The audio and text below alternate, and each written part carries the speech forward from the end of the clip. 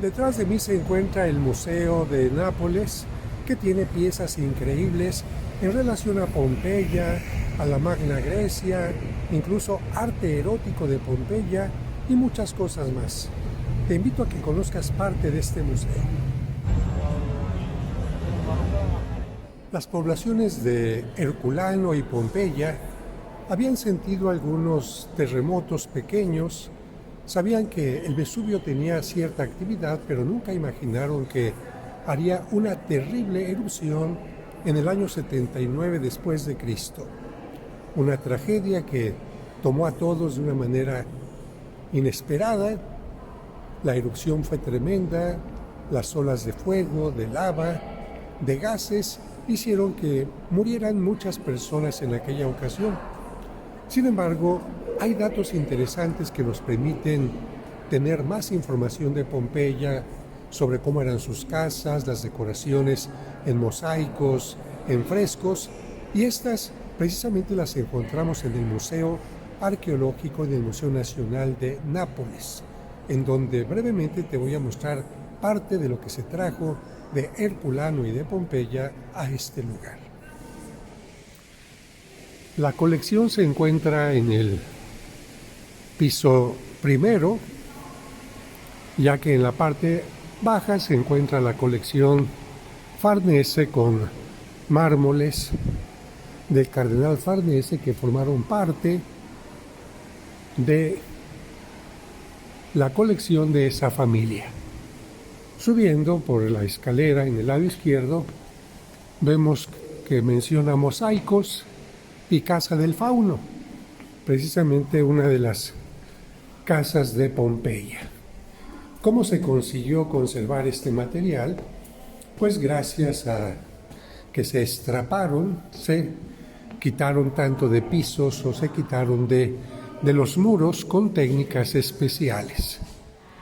Aquí encontramos, por ejemplo, un mosaico que era utilizado para decir cuidado con el perro en algunas casas, y mosaicos con escenas mitológicas que se refieren a las 3 virtudes o que se podían referir a personajes de las divinidades griegas.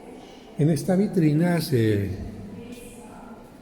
muestra la escultura original de un fauno que se encontraba en el patio de una casa. Lamentablemente no se alcanza a ver perfectamente bien, pero es una obra magnífica.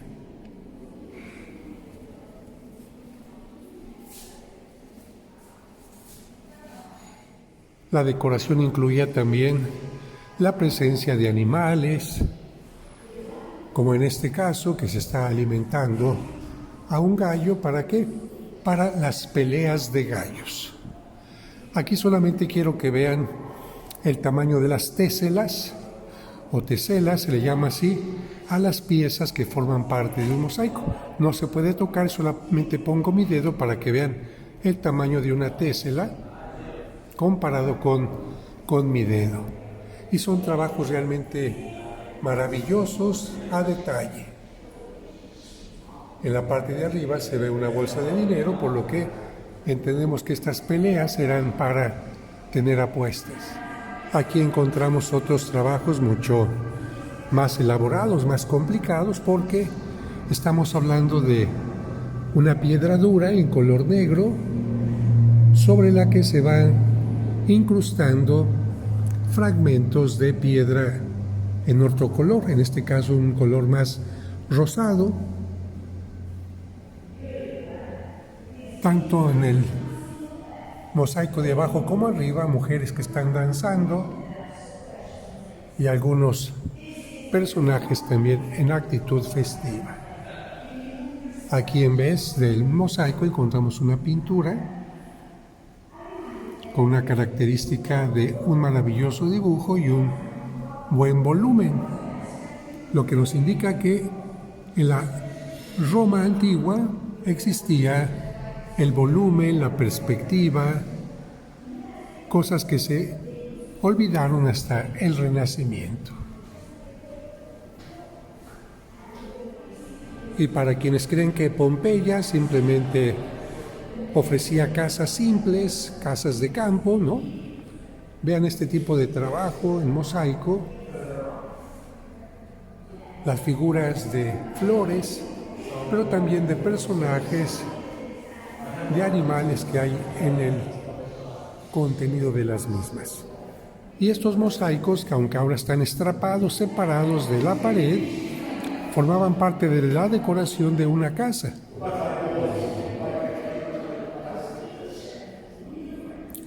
Mosaicos pequeños o grandes, o incluso dentro de nichos. El mosaico también se hacía presente en mobiliarios para el interior y el exterior de la casa, como esta mesa, con distintos elementos de tipo griego. Recordemos que los romanos iban adoptando aquellas cosas que les gustaban de las distintas ciudades o grupos que iban conquistando, y por lo tanto heredaron tanto del mundo griego.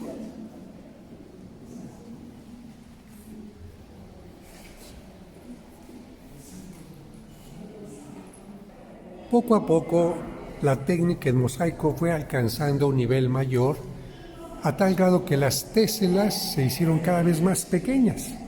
Y aquí voy a solamente a mostrar, sin tocar, el tamaño de mi dedo para que vean el tamaño de la tésela. Es mucho más pequeña que mi uña. Y con este trabajo, con esta pequeñez, logran hacer imágenes como esta, con monstruos marinos, escenas de las divinidades. El museo ofrece distintas paredes para que se vaya mostrando, para que se vaya entendiendo el trabajo que mostraba mujeres jóvenes, mujeres viejas, como vemos aquí, pero siempre vean el tamaño de mi dedo. Nuevamente el tamaño de mi dedo comparado con una tésela. Las téselas son mínimas y el trabajo, si nosotros nos alejamos, parecería pintura, y sin embargo es mosaico. Y aquí encontramos una inscripción también en griego,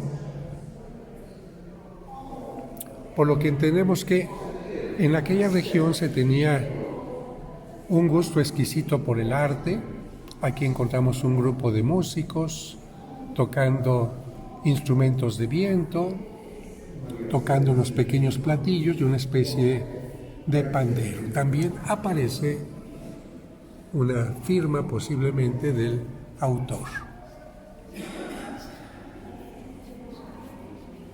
Un ejemplo más, en este caso, con máscaras que hacen referencia al teatro y personajes dialogando seguramente sobre este arte, porque vemos que incluso aquí alguien tiene una máscara y está empezando a ponerse la vestimenta teatral. Lo que nos habla del gusto por el arte, por el teatro, por la música y la diversión. No pueden faltar escenas de luchas entre los animales, como este león, que con las fauces abiertas manifiesta su poder sobre la presa que ya ha sido herida.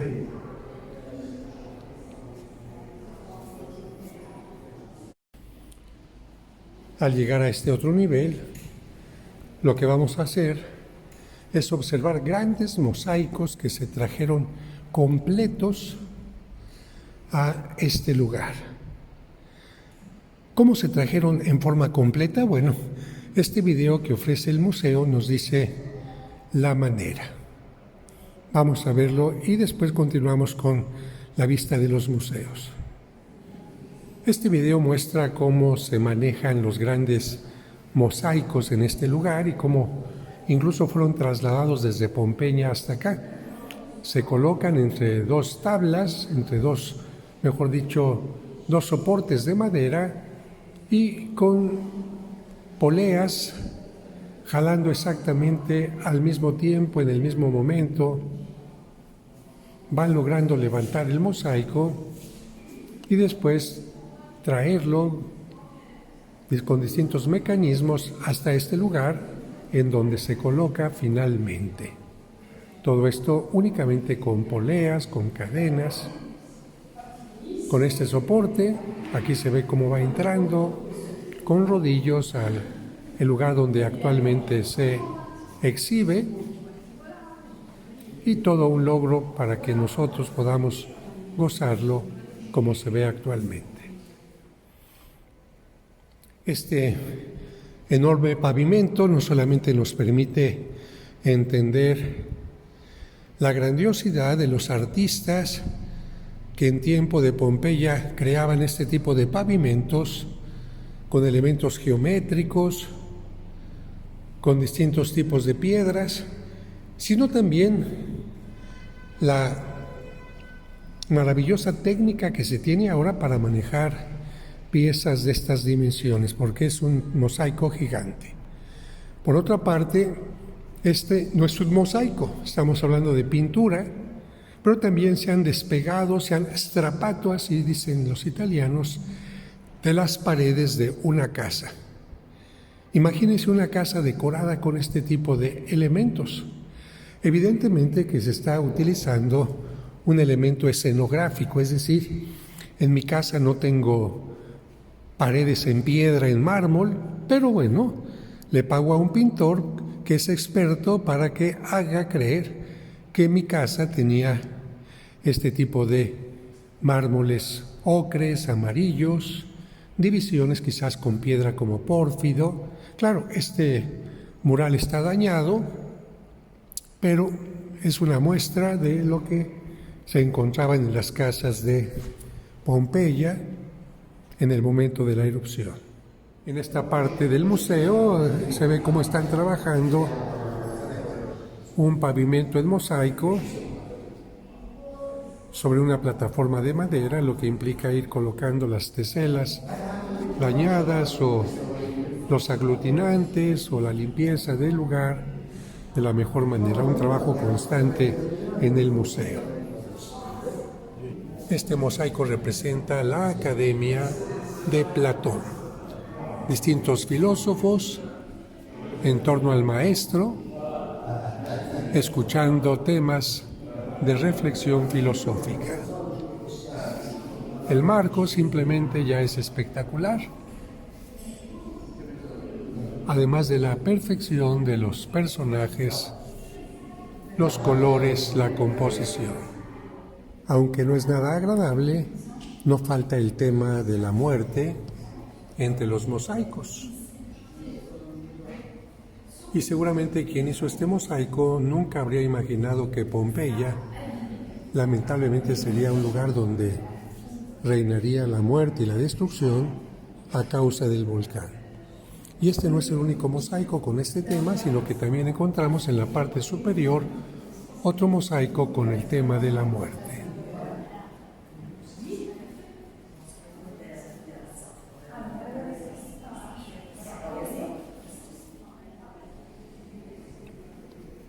Una gallina que es atrapada por un gato,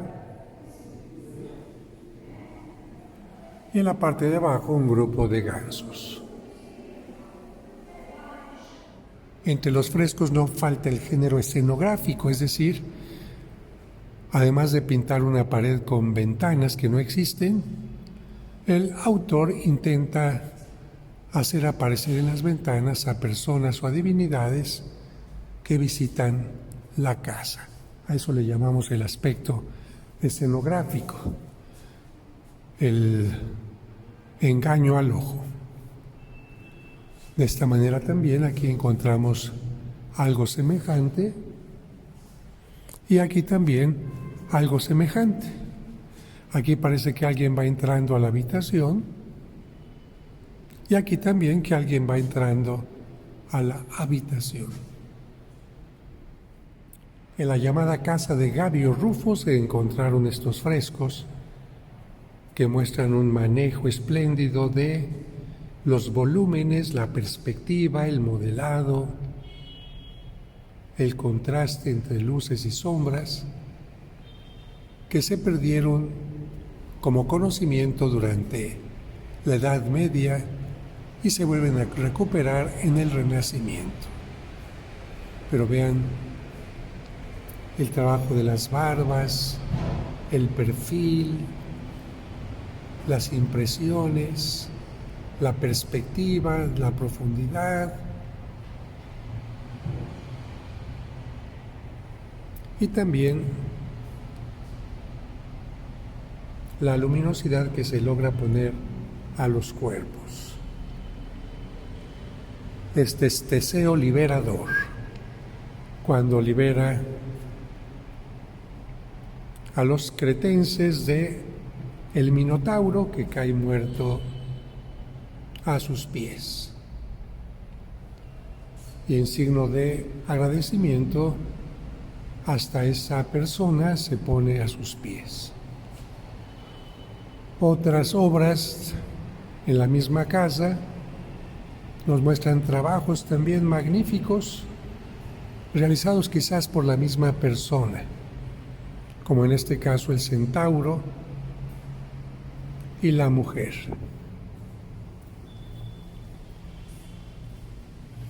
Nuevamente personajes que parecían haber sido pintados en el Renacimiento,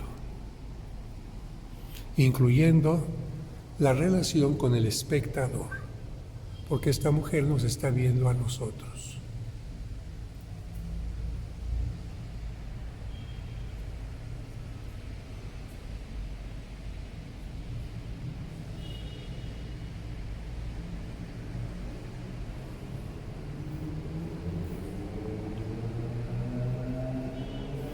Aquí tenemos mucho contraste de luz, pero de cualquier manera vean con unas cuantas pinceladas lo que logra el pintor. Un rapto, en este caso, quizás son menos agraciados los personajes, comparándolos con los anteriores, pero siempre con una grandeza de pincel. En la llamada casa de Gabio Rufo se encontraron estos frescos que muestran un manejo espléndido de los volúmenes, la perspectiva, el modelado, el contraste entre luces y sombras, que se perdieron como conocimiento durante la Edad Media y se vuelven a recuperar en el Renacimiento. Pero vean el trabajo de las barbas, el perfil, las impresiones, la perspectiva, la profundidad y también la luminosidad que se logra poner a los cuerpos. Este es Teseo liberador, cuando libera a los cretenses de el Minotauro que cae muerto a sus pies. Y en signo de agradecimiento, hasta esa persona se pone a sus pies. Otras obras en la misma casa nos muestran trabajos también magníficos, realizados quizás por la misma persona, como en este caso el centauro y la mujer.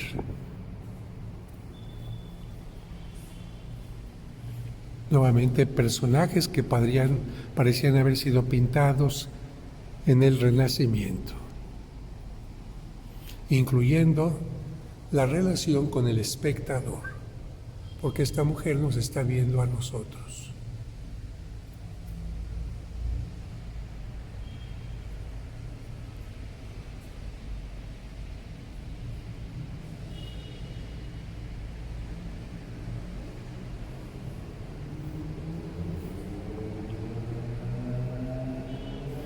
Aquí tenemos mucho contraste de luz, pero de cualquier manera vean con unas cuantas pinceladas lo que logra el pintor.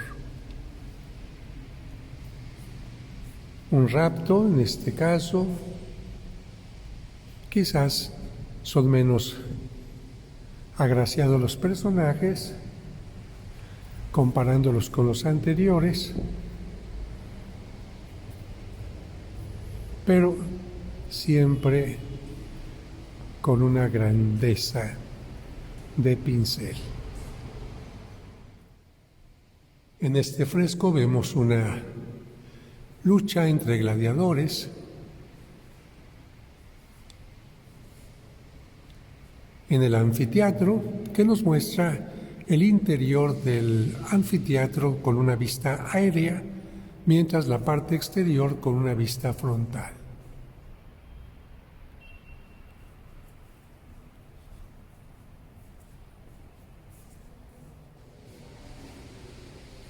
Una sala más se centra especialmente en los retratos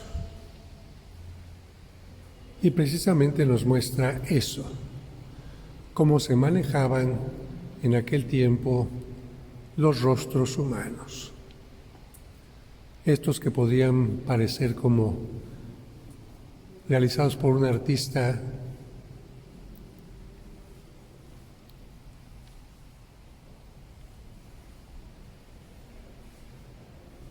del impresionismo, como con unas cuantas pinceladas, pero también otros que son como más detallados, como este donde empezamos a ver ya el detalle en los pómulos, el sombreado en la nariz, en los labios.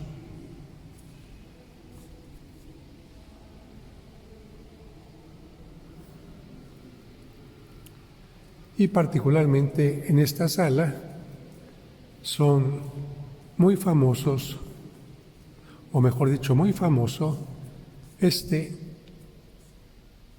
fresco con unos esposos. Parece que están interactuando con nosotros y sabemos sus nombres: Terencius Neo y su esposa. Encontramos otro retrato de esposos, pero quizás no tienen esta misma fuerza que el que acabamos de ver. Sin embargo, tiene muy buen volumen, luminosidad en las manos, en el rostro, y se trata de Hércules y Omfale. Retrato de Hércules, también con detalles de luz a través de estos colores blancos que se colocan en su rostro. Este es de Safo, y muchos dicen que se trataría de una mujer parisina, y es uno de los más famosos de Pompeya. Son muchísimos los ejemplos de frescos a lo largo de todo el museo. Frescos con parejas, retratos, animales, elementos decorativos, elementos geométricos, presencia de divinidades, simulaciones de casas, localidades, como si fueran un arte del siglo XIX, un arte impresionista. Y solamente aquí una muestra de tanto que pueden ver en el Museo de Nápoles. Una maqueta nos permite ver cómo era un templo en Pompeya, cómo eran sus construcciones, incluso también parte del teatro de Pompeya.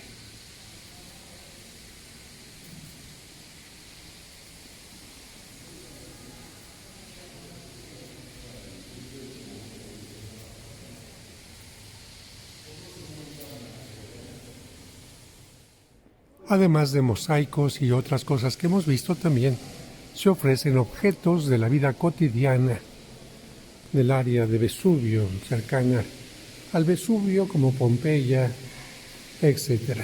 Encontramos sistros, que son instrumentos musicales, una especie como de flauta, muchas esculturas en bronce, recordando que cuando se empezó a escarbar, a quitar la lava que había cubierto a la ciudad, se encontró la ciudad como si hubiera estado petrificada, vamos a decir así, dormida en el tiempo, y una vez habiendo quitado las distintas capas de lava, fueron apareciendo objetos de barro, de bronce, platos, esculturas, marfiles, como podemos ver aquí, un cráneo muy pequeñitito en marfil. Es decir, trabajaban en Pompeya todos los materiales, y como había gente con dinero en Pompeya también, se vendían perfumes, por lo que había frascos de perfumería, recipientes en distintos materiales, e incluso lamentablemente se encontraron casi como si hubieran sido moldeados los cuerpos de algunas personas, porque al cubrirlos la lava formó sobre ellos una especie de molde que cuando se encontró el espacio se llenó de material y se pudo ver cómo habían muerto las personas en aquella irrupción de la lava en una forma rápida. Muchos objetos también en plata.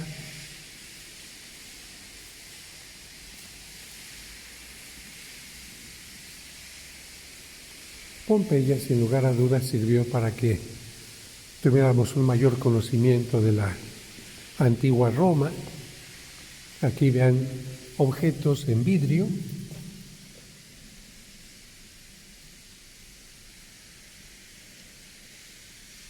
jarras, y como les había mencionado, perfumeros también, de la forma más exquisita y de distintos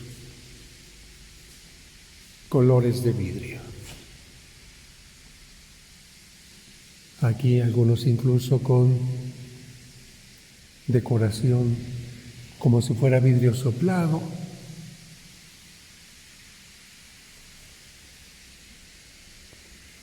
Cosas muy pequeñitas, muy delicadas, colores azules, verdes y algunos de mayor tamaño, incluso con algunos elementos de tipo nacarado.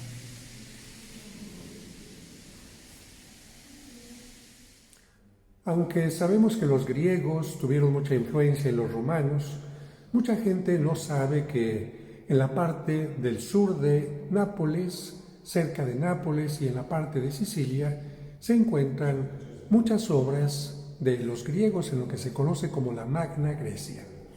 Este museo de Nápoles nos ofrece la oportunidad de conocer no solamente mosaicos, sino también algunas esculturas y piezas de orfebrería de la Magna Grecia. Para entrar hay que quitarse los zapatos para no dañar los mosaicos, pero vamos a conocer esta parte del museo. Como parte de la colección encontramos también cerámica de tipo griego con escenas de mitología pintadas con la técnica de el barro con color negro. ¿Cómo se hacía esto? Se dejaba el barro en color natural y en cambio el negro se iba colocando, dibujando de esta manera a las figuras. Únicamente se pintaba la parte negra, todo lo demás es el color del barro. Animales mitológicos y toda la parte decorativa de origen griego, como podemos ver aquí. Meandros, grecas y otros elementos decorativos.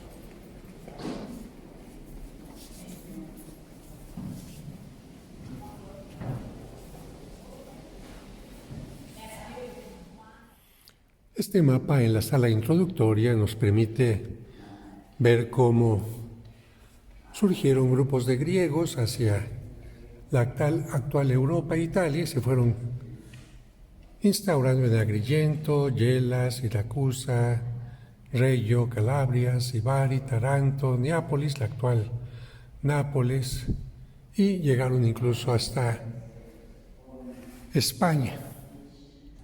Y en Italia hicieron poblaciones en donde muestra este mapa: Selinunte, Agrigento, Gela, Siracusa, Catania, Naxos, aquí en la parte de Sicilia, y ya más hacia el norte, especialmente son conocidas las ruinas, los templos de Paestum, cerca de Nápoles.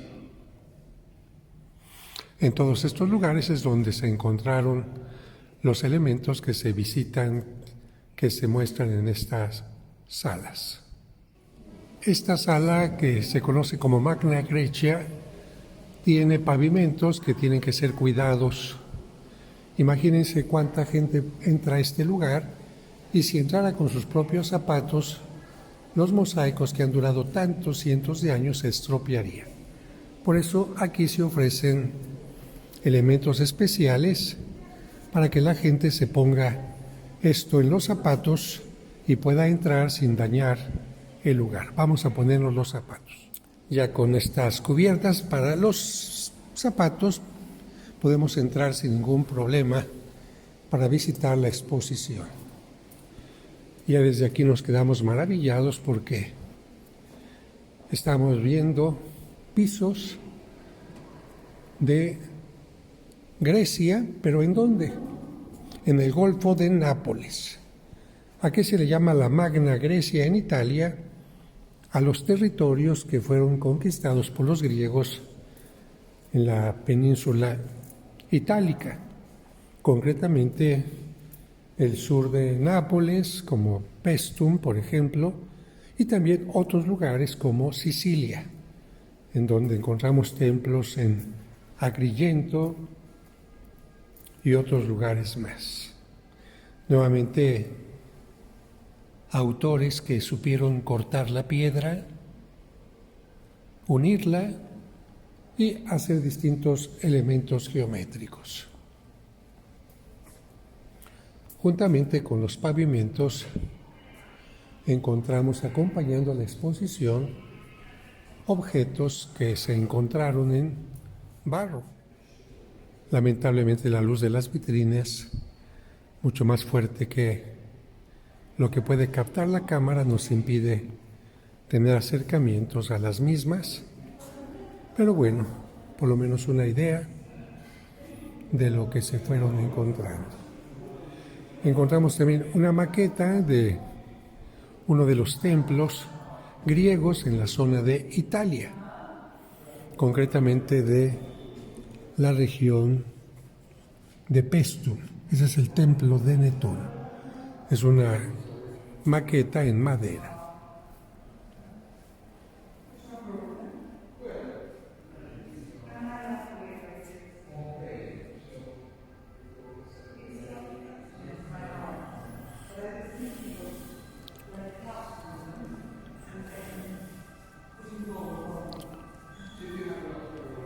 El templo tenía estilo dórico y la maqueta nos muestra no solamente el exterior, sino también el interior de la construcción.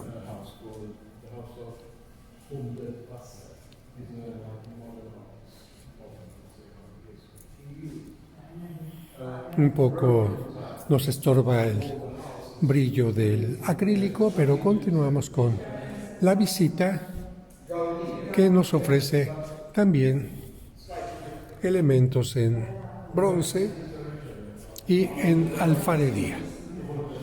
Detrás de mí viene un grupo que viene hablando en alemán,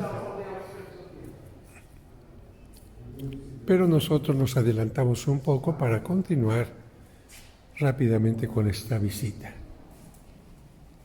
Y finalmente, uno de los pisos más hermosos de toda la colección que guarda el Museo Arqueológico. Vean la composición en forma geométrica de este círculo, con triángulos que se van expandiendo del centro hacia los lados. Realmente es un mosaico maravilloso.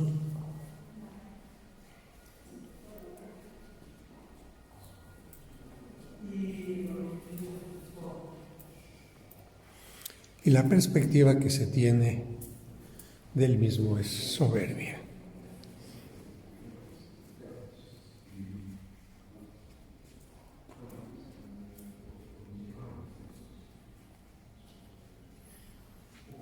Continuamos con distintos pisos, siempre utilizando la geometría.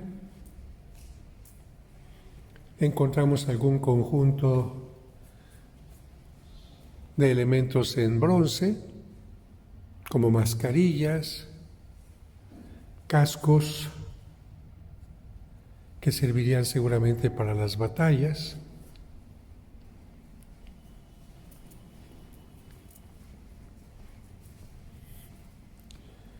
Otros elementos de armadura, como estos protectores de piernas, corazas y cascos. También elementos de pintura. Esto sería parte de una sepultura. Imagínense una sepultura en forma de casita. Esos serían los extremos, tanto un extremo como el otro. Y estas serían las paredes de las pinturas. Evidentemente no estamos hablando de una pintura muy clásica, como diríamos, sino de un periodo arcaico. Y otras pinturas más. De pintura griega, lamentablemente, no se ha encontrado mucho, a diferencia de la pintura romana.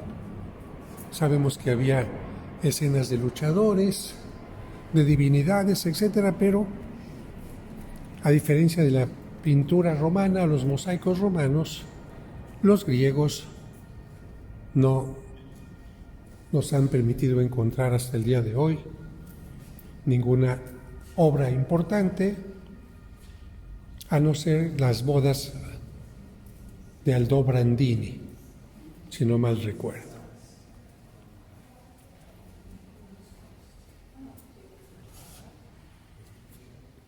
Casi todas estas piezas de barro nos hablan de un arte arcaico,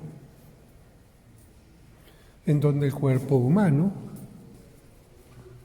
está más bien estilizado y no es un cuerpo propiamente más realista.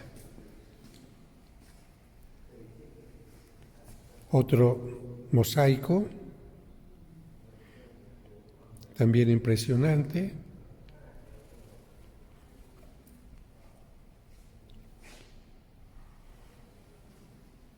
con otro elemento recipiente en la parte central.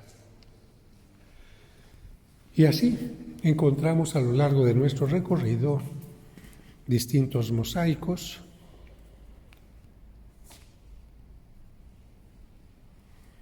que voy a recorrer ahora ya más rápidamente para que solamente tengan una idea. Pasamos a otro cuarto. Estos hasta parecerían objetos o decoración de tipo medieval, pero no. Es escultura y mosaicos de la Magna Grecia, de los griegos, dentro del territorio italiano. Figuras de delfines, de animales mitológicos,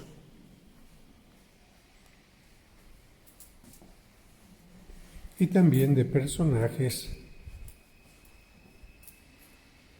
en la parte central.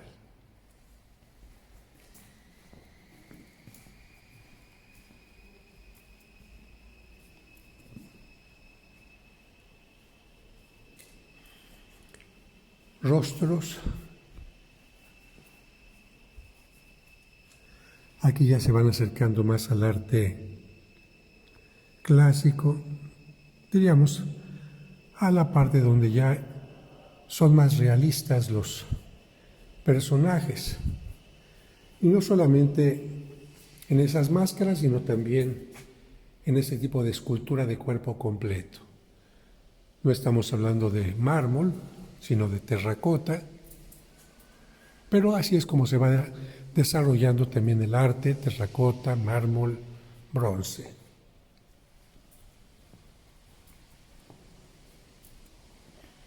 Otras pinturas,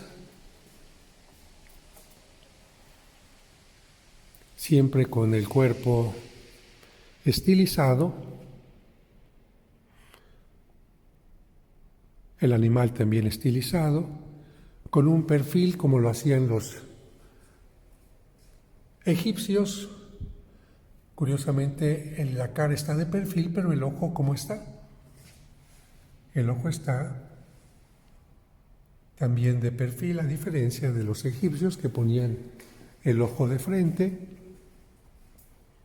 Aquí vamos acercándonos más a la realidad en cuanto a cuerpos y animales.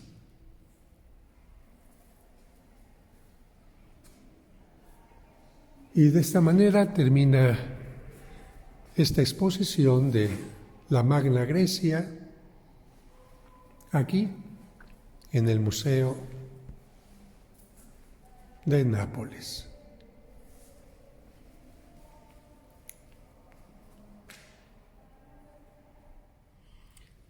La exposición también ofrece unas piezas increíbles en oro, maravillosamente restauradas, especialmente joyería y algunos elementos que utilizaba pues la clase más rica, más pudiente en estos lugares.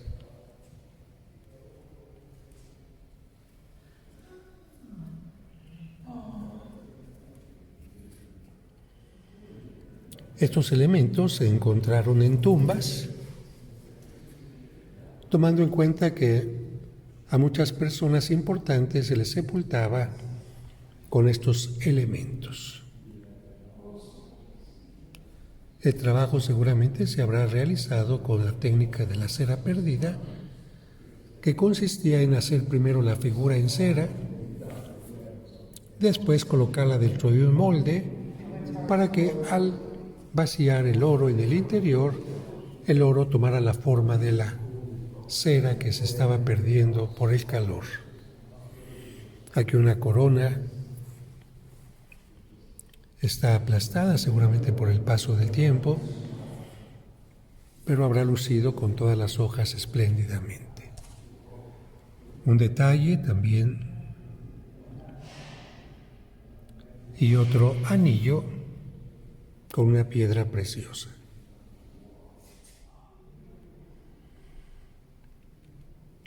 Este collar con figuras con temas vegetales también habla de el gusto por la belleza y además el trabajo de casi como si fuera un tejido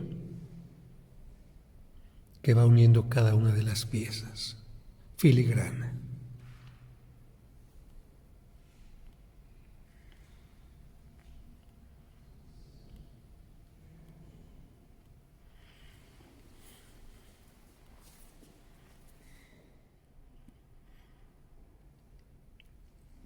Unas piezas más.